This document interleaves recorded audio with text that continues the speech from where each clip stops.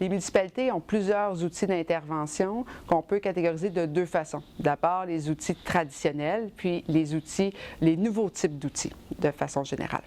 Donc, dans les outils traditionnels, il y en a 4. D'abord, des instruments de nature légaux. On peut penser ici aux règlements. Les règlements ont souvent mauvaise presse, mais en fait, ce qu'il faut comprendre, c'est que l'administration publique se dote de règlements, de processus pour s'assurer que les citoyens, puis les demandes, par exemple, de subventions sont traitées équitablement, de façon uniforme, d'un à l'autre. Donc, même si parfois on les présente comme étant des freins à l'innovation, lorsqu'il y a un programme ou un règlement qui s'applique à votre cas, vous sachez que vous êtes assuré donc que ça va être traité de façon uniforme, sans passe-droit. Donc, c'est en fait un outil de transparence. Le deuxième type d'instruments traditionnels, c'est les instruments économiques. Donc ici, pensez aux taxes puis également aux subventions. L'objectif ici, c'est dans certains cas évidemment, donner de l'argent pour que l'administration publique puisse intervenir, mais également de modifier le comportement des acteurs. Donc, par exemple, en donnant des subventions dans certains domaines particuliers, l'administration publique, ce qu'elle vient dire, c'est que les subventions sont là dans des domaines qui sont prioritaires pour elle, pour soutenir certains projets qu'ils veulent mettre en place pour amener une transformation de la société. Le troisième type d'instruments traditionnels, ce sont les instruments qu'on appelle organisationnels. En gros, c'est les nouveaux services, les nouvelles directions développées par une ville.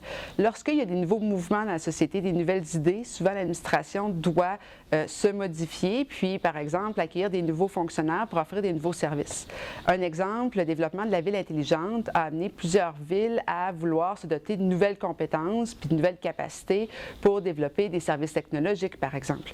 Donc, l'administration publique se transforme par des instruments en fonction des nouveaux besoins des citoyens et des nouveaux services qu'elle veut offrir.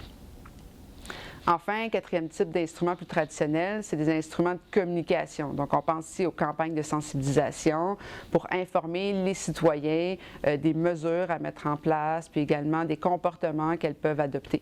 Pensez ici à toutes les mesures de communication pour amener les citoyens, par exemple, à faire davantage de compost.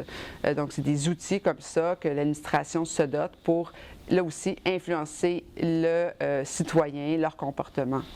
Donc, au-delà des instruments traditionnels, l'administration publique locale se dote de plus en plus de nouveaux types d'instruments pour collaborer davantage avec les citoyens, pour mobiliser les citoyens. Donc, par exemple, c'est des outils de type administration mixte. Donc, par exemple, des nouveaux services développés par la municipalité pour co-construire des innovations avec les citoyens. Le laboratoire d'innovation urbaine de la Ville de Montréal est un bon exemple. Ou encore des projets pilotes comme Je fais Montréal. C'était une façon d'aller mobiliser les citoyens pour les mettre en contact avec la Ville pour aussi, à ce moment-là, soutenir les initiatives citoyennes.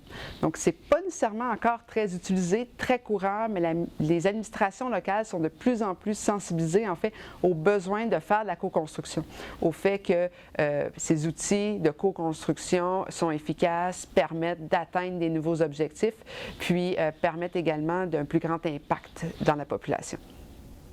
Donc, pour les gens qui portent des projets d'innovation sociale, d'abord, la première chose à savoir, c'est que souvent, pour régler un problème public, les acteurs vont avoir utilisé un mix de ces différents outils-là. Donc, la première chose à faire, c'est dans votre domaine, identifier quels sont les outils qui ont été utilisés. Si votre projet, par exemple, porte sur la mobilisation des citoyens, bien, connaissez les différents outils utilisés par l'administration publique pour mobiliser les citoyens. Ça va vous permettre surtout, en fait, de comprendre le contexte dans lequel vous arrivez. Est-ce que votre projet s'arrime bien aux outils déjà mis en place ou il demande une certaine modification? Donc, à ce moment-là, vous allez devoir plus travailler si vous demandez une grande modification, mais si votre projet s'insère bien, des instruments déjà en place, vous avez une plus grande chance à ce moment-là de mener à bien votre projet.